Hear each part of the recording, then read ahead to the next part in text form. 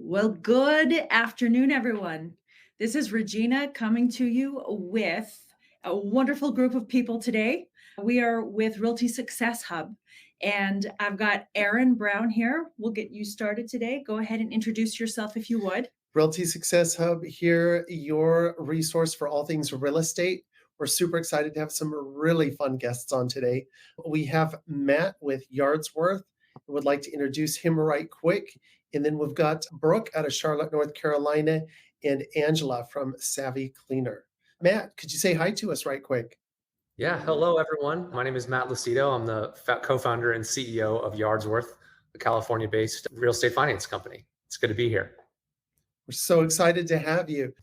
That makes sense. Mhm. In terms of setbacks, I know a lot of properties have utility easements and those kinds of things. And we run into this a lot here in Texas with people wanting to put pools in their yard, right?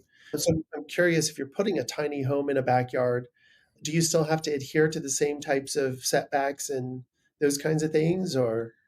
Short answer is yes, we do have to deal with setbacks and utility easements and things like that. But the beautiful thing about the state law is it sets a state precedent. And so cities can further liberalize these mandates. For example, the state law mandates that you can build to 4-foot setbacks. The city of Inglewood can't then go and mandate that you can only build to 8-foot setbacks, would obviously significantly lower the supply of yards where this works. And the same thing goes for utility easements, although those are a bit more out of our control, because if you have high voltage power lines or something like that, we're not going to be able to get around those guidelines. But again, the good news is state mandate and guidelines are in place, and then most of the criteria then becomes objective at the city level.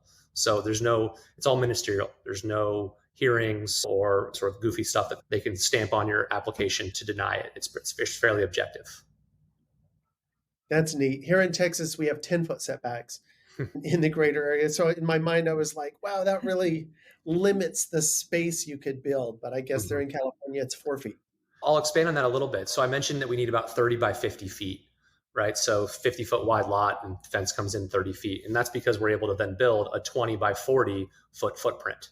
So we have an 800 square foot footprint, and we can build 2 stories. So that results in a small but can be very nice 1,600 square foot home. Do you have basic floor plans that you use? Like specific floor plans for these, or? We don't know, because it's all up to sort of the builder that we're working with. And not every home is going to be exactly 20 by 40. But those that are, yes, they will be standardized floor plans, just because what we're going to be doing is to optimize for maximum value on these sort of standardized lots, right? So there'll be 4-bed, 3-bath, or 2-bed, 1-bath apartment on the bottom, 2-bed, 1-bath on the top, and those will all be fairly standard. The most important thing that we do is we make sure that the homeowners know that we're not just dropping in or craning in a prefab monstrosity that's going to ruin the fabric of the neighborhood and the community. These are going to be traditional stick built in most cases, and it's going to look like the neighborhood.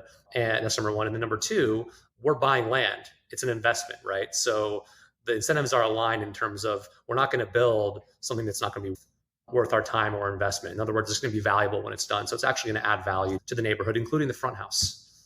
So does that steer you in the areas that you're working? So my question would be, do you have to circumvent CCRs or overcome obstacles with CCRs? And then also putting a like kind property in a neighborhood. I imagine in California, you've got some really large homes, and then putting in a smaller home to it.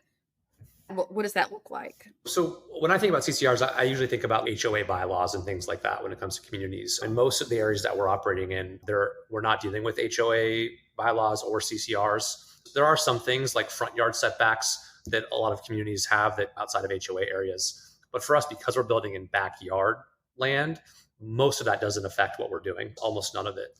We have a liberal use of the land once it's actually created or entitled into a new plot that's buildable. All right, guys. Well, it has been a pleasure having all of you on. We look forward to catching up again soon. Matt, you're always welcome back. Keep us updated for sure. Thank you all. Thank you. Thank you for having me. I appreciate it. Thank you for all of your time. Thank you.